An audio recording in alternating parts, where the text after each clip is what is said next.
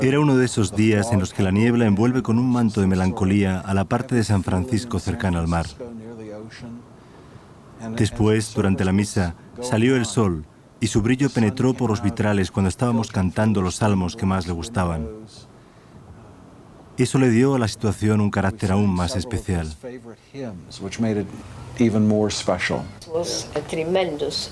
Fue un entierro apoteósico al que acudieron las 3 grandes cadenas de televisión. Yo entré a la iglesia por la parte de atrás y vi que estaba totalmente llena.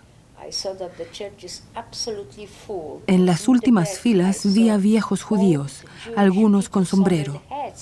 No le daba crédito a lo que veían mis ojos, grandes sombreros judíos. Douglas Haneke, el autor de Moses of Rovno, organizó la ceremonia en la iglesia de la 19ª Avenida, porque era el templo más grande de todos.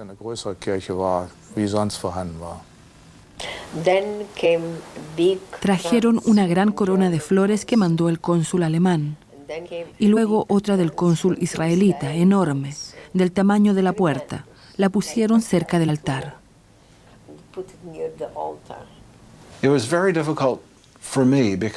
Me fue muy difícil enterrar a alguien que había estado tan cerca de mí, a un buen amigo. Casi todos los jueves por la tarde iba a su casa, de 1 a 6 o 6:30, a escuchar sus historias y recuerdos con los que después escribí el libro.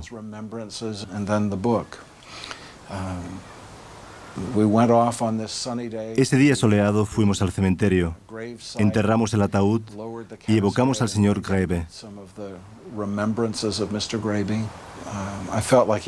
En ese momento sentí que se estaba llevando algunos de sus recuerdos a la tumba. El hombre que enterraron en 1986 en San Francisco era una personalidad reconocida en Estados Unidos e Israel, mientras que en Alemania, su patria, era considerado un farsante. ¿Quién fue realmente Hermann Friedrich Grebe? Nació en 1900 en Solingen, creció allí y estudió ingeniería civil. Con la esperanza de alcanzar pronto el éxito profesional, ingresa al Partido Nacional Socialista en 1931, para abandonarlo poco después.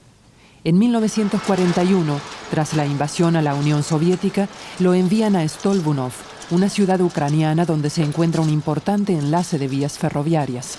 Su misión es construir cobertizos para locomotoras. En poco tiempo, ocupa a más de 2.000 personas, la mayoría judíos.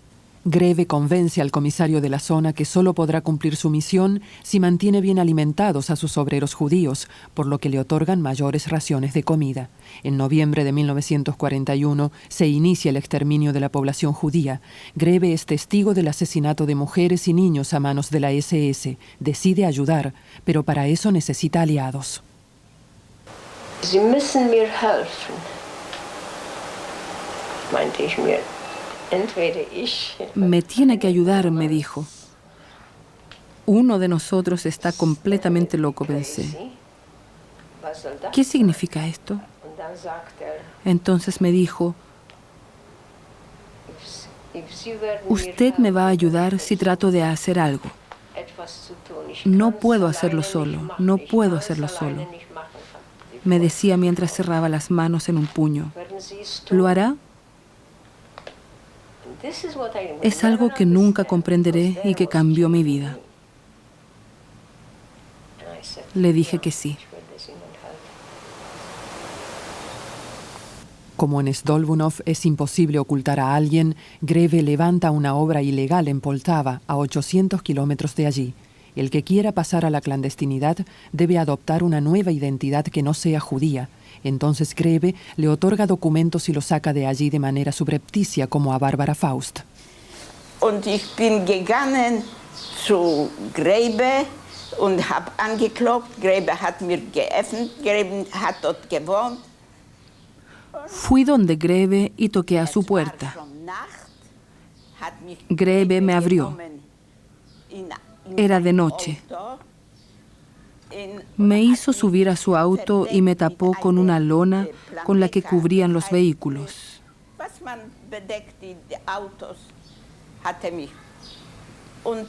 Quiso arrancar, pero no pudo. Zünden das Auto, es geht nicht, einfach Un desperfecto. no. Entonces fue donde la señora Bachivka. Ella lo ayudó.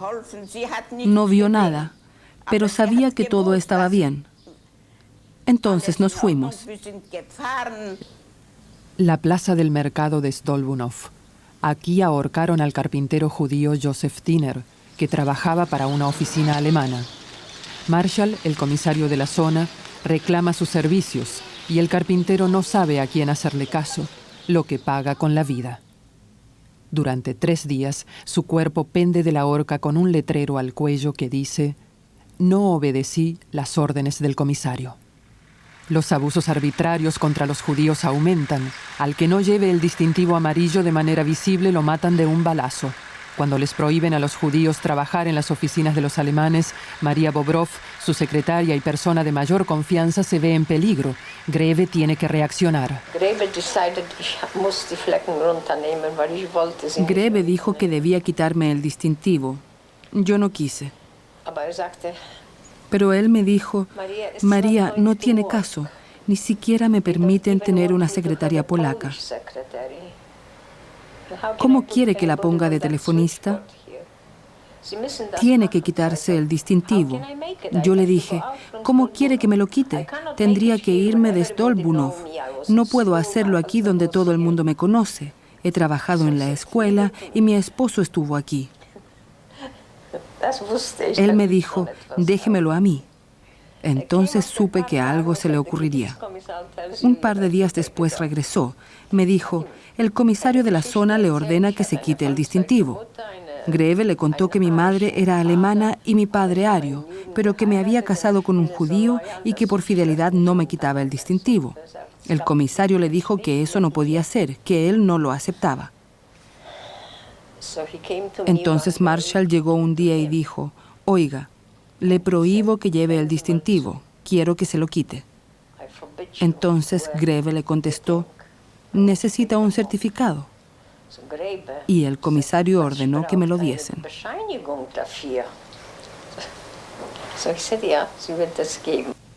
Greve se entera de que los habitantes del gueto de Rovno, donde viven 70 de sus obreros, van a ser exterminados.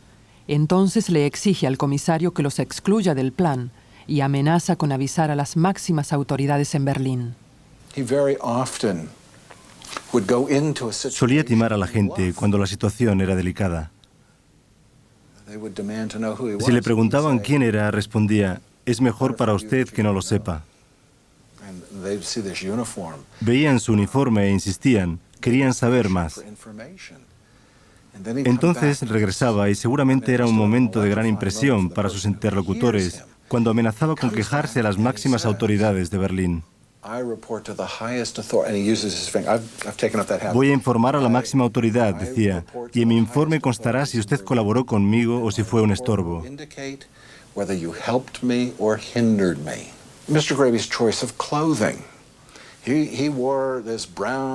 También la elección de la vestimenta del señor Greve era premeditada. Él llevaba chaqueta y pantalones de tweed marrón oscuro y botas como las que se ven en algunas de sus fotografías, tan altas como las botas de montar. Las perneras eran acolchadas.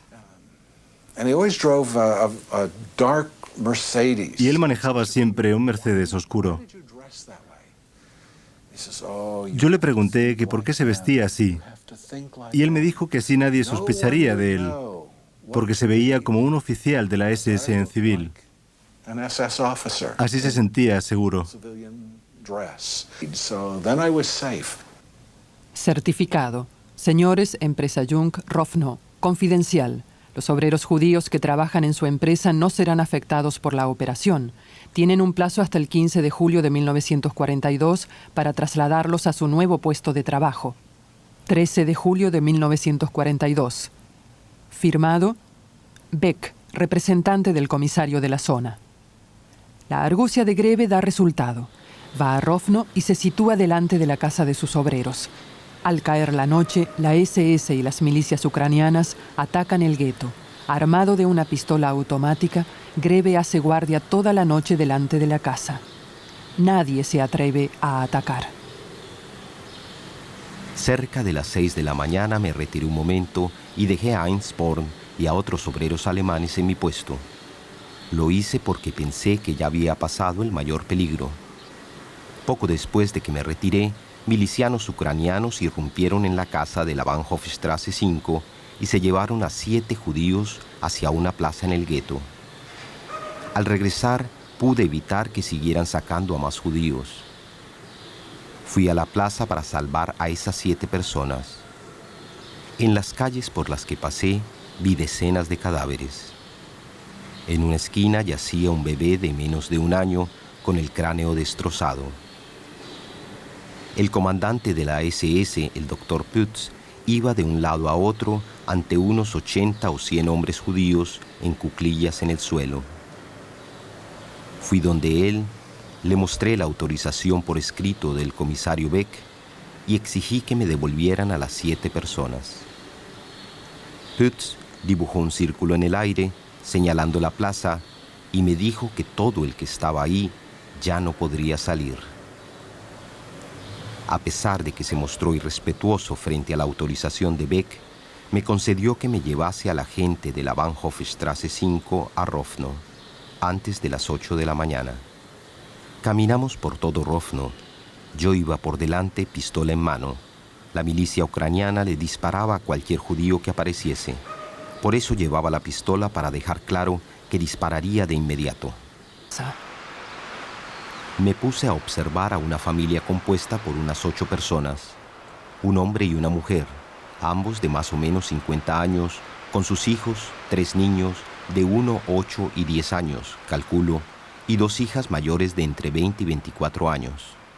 Una anciana con el cabello blanco como la nieve cargaba al bebé en los brazos mientras le cantaba algo y le hacía cosquillas. El niño se regocijaba mientras los padres lo miraban con lágrimas en los ojos. El padre tomaba de la mano al chico de unos 10 años, el cual luchaba por contener el llanto. El padre señaló con el dedo hacia el cielo, le acarició la cabeza y parecía explicarle algo. Fui al otro lado del montículo de tierra y me paré delante de la enorme fosa. Las personas yacían amontonadas una encima de la otra, apretujadas de modo que solo se veían sus cabezas. De casi todas las cabezas chorreaba sangre sobre los hombros. Parte de los fusilados se seguía moviendo. Algunos levantaban los brazos y movían la cabeza para demostrar que seguían con vida. Calculo que allí yacían unas 1000 personas más o menos.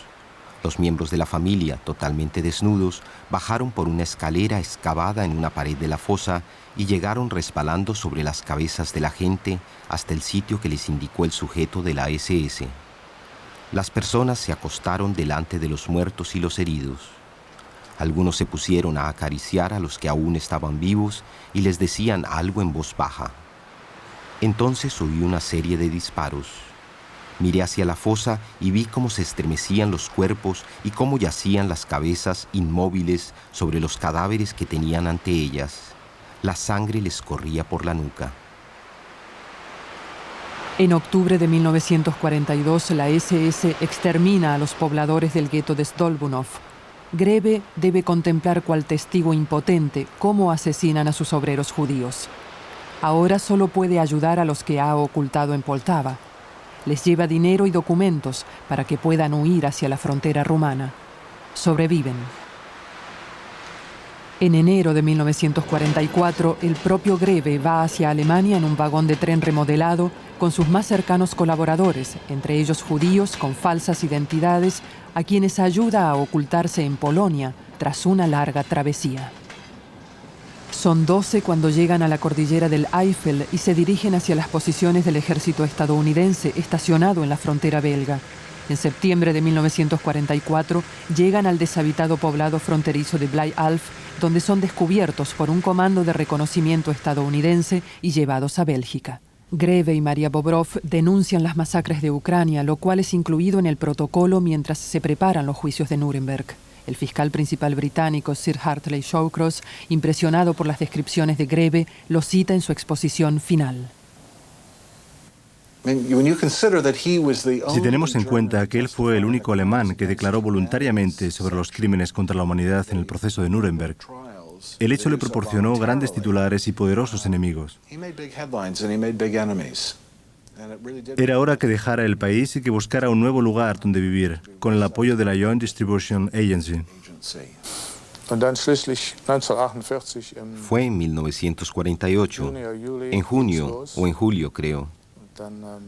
Salimos en barco hacia Nueva York, donde llegamos el 18 de agosto de 1948. En Estados Unidos trabajó en un estudio de arquitectos. Cuando salía por la tarde, sus colegas le derramaban tinta sobre sus dibujos porque creían que era un alemán nazi fugitivo. No sabían nada y él no tenía el valor de contárselo a nadie. En 1961, Grebe regresa a Alemania. En la ciudad de Stade, declara como testigo de cargo contra Marshall, quien fuera comisario de zona en Ucrania, acusado de asesinar al carpintero de Stolbunov. Marshall es condenado en Stade a cadena perpetua. Entonces, otro abogado se hace cargo de su caso, un sujeto apellidado Schumann, que hasta 1945 fue nazi de convicción y juez militar de profesión. Con tal de conseguir la reapertura del proceso contra Marshall, utiliza todos los medios a su alcance.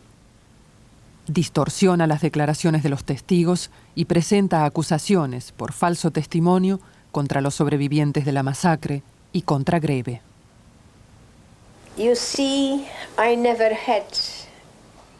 Vea usted, nunca me hice ilusiones de que los alemanes cambiasen en 10 o 15 años. Pero él sí creía. Yo no soy alemana, él sí. Aparte que era un alemán patriota. A mí no me llamó la atención, pues sí esperaba que los alemanes se comportasen así. Decepcionado, Grebe se retira. Es entonces cuando le llega la noticia de que el Estado de Israel ha decidido honrarlo por sus méritos con la mayor condecoración que puede obtener alguien que no sea judío. En 1965 viaja a Jerusalén, donde se encuentra con muchas de las personas que salvó. Aún recuerdo que el representante alemán en Israel le envió a mi padre una misiva de felicitación bastante fría y formal. Pero los alemanes que vivían aquí, en Estados Unidos, no le dijeron nada. Tampoco los alemanes en Alemania. En aquel tiempo tenía un buen amigo en el Consulado General de Alemania que le dijo: «Señor Grebe, no espere nada de la gente del consulado alemán. Todos son unos nazis».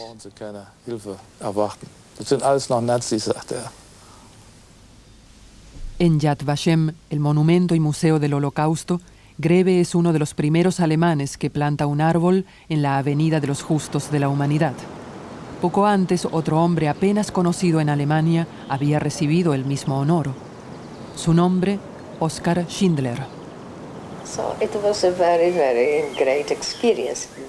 Fue una experiencia maravillosa para todos y también para Grebe. Todos le daban la mano y lo bendecían. Después vinieron unos judíos muy religiosos, vestidos muy raramente, que se pusieron a rezar por él. Fue algo impresionante. Pero al final llegó esa carta de Der Spiegel, que lo arruinó todo. En diciembre de 1965 aparece en el semanario alemán Der Spiegel un artículo que asume los argumentos del defensor de Marshall y que califica a Grebe de mentiroso. Der Spiegel sostiene que nunca se publicó ningún libro con declaraciones de contemporáneos valerosos donde se mencionen los méritos de Grebe y por lo tanto llega a la siguiente conclusión. Hermann Grebe no se cuenta entre los grandes hombres de su época, como el general Rommel y Winston Churchill, entre quienes quiso situarse. Respecto al libro que supuestamente serviría de testimonio para la pretendida asociación, la Columbia University Press lo desconoce. Esta casa editorial de renombre declaró a Der Spiegel no tener la menor idea acerca de su publicación. El libro existía desde hacía años. El capítulo sobre Grebe se encuentra entre los dedicados a Hannah Arendt y a Ortega y Gasset. El artículo de Der Spiegel, que nunca fue corregido, provocó que desde entonces Grebe fuera tachado de mentiroso en Alemania. En el archivo del Museo Yad Vashem se pueden encontrar los testimonios de la gente que salvó Grebe. En Israel, el artículo de Der Spiegel provoca indignación, pues al igual que Grebe, su condecoración cae en desprestigio. Lo que publicó Der Spiegel sobre Hermann Grebe se refiere a las actividades de Grebe en Alemania en los años 30. Si fue miembro del Partido Nacional Socialista y por qué, y cuáles fueron los motivos de su retiro. Todo aquello no tenía nada que ver con lo que hizo entre 1941 y 1944 en Stolbunov, Ucrania. Nosotros juzgamos a Grebe por lo que hizo como persona durante la guerra, por lo que hizo para salvar a los judíos. Y esto no fue cuestionado en las acusaciones de Der Spiegel. Para nosotros es motivo suficiente el que haya arriesgado su propia vida y su posición, que se haya arriesgado a ser torturado por la SS y que haya salvado a miles de judíos al principio. Al final salvó a los que se podía salvar. Esa es la gente que declaró y que dijo cómo se había comportado Grebe. Eso no fue discutido. Entonces, ¿qué importa que haya sido nazi en 1931? Oskar Schindler también fue nazi en 1931. Si hubiera habido más alemanes como él en la posición de Grebe, que hubieran salvado a la gente, tal vez toda la situación habría sido diferente. Pero sea como fuere, Grebe encarnaba un símbolo del comportamiento correcto de una persona en épocas marcadas por una tiranía como la del nazismo.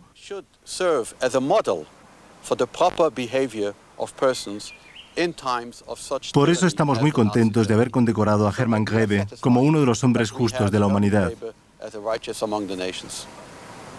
En Israel, los méritos de Grebe no son calificados según lo que publican las revistas, sino según las declaraciones de la gente que él salvó. Douglas Haneke escribió un libro sobre Hermann Grebe, el que recibió varios premios en Estados Unidos. En Alemania, los testimonios de Grebe siguen siendo considerados de poco crédito. Los neonazis, que propagan sus lemas en el Internet, siguen utilizando el artículo de Der Spiegel como prueba para negar el Holocausto.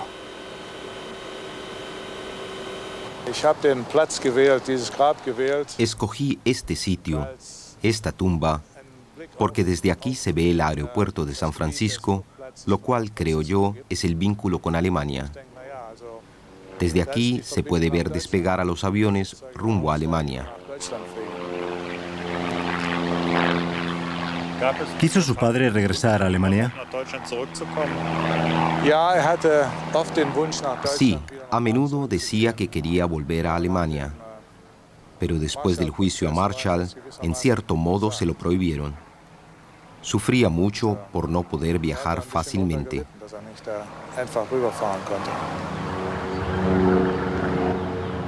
Hermann Grebe murió en 1986 en San Francisco, sin haber vuelto a estar en Alemania. Maria Bobrov, quien fuera su secretaria, recibió en 1999, a la edad de 89 años, la Cruz al Mérito de la República Federal. Hermann Grebe nunca recibió ninguna condecoración en Alemania.